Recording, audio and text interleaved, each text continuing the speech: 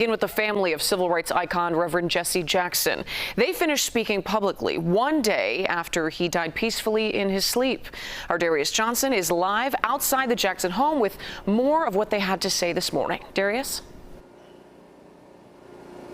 Hey there, Marie. Good morning to you. Wow, this family called this a press conference. It seemed more like the first chapter in a historic farewell honoring Reverend Jesse Jackson Sr. Now, his children spoke with gratitude, but also with a clear sense of responsibility for what comes next and the purpose that he will continue to leave behind through his legacy. The family described Reverend Jackson as a man who fought for others until his very last days.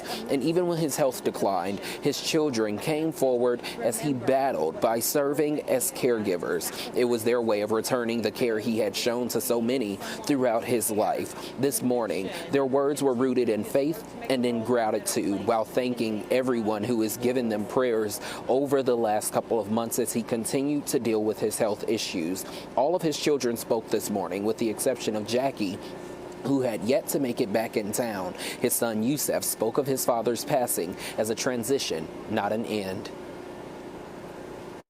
And so now his soul is freed to be with our mighty ancestors. We expect a grand meeting of people who are beneficiaries of the life and the work of Jesse Jackson. We expect it from the far right, and they are welcome if they come respectfully. And we expect it from the far left. Honor Mrs. Jesse Jackson. This is her request.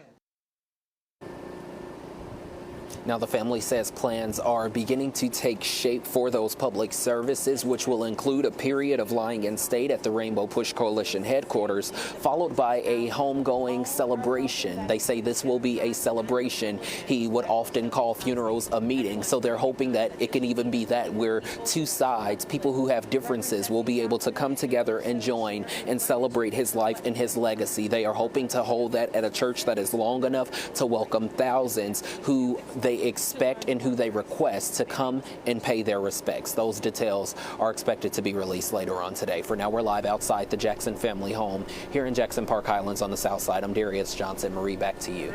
Darius, thank you for all of those updates this morning.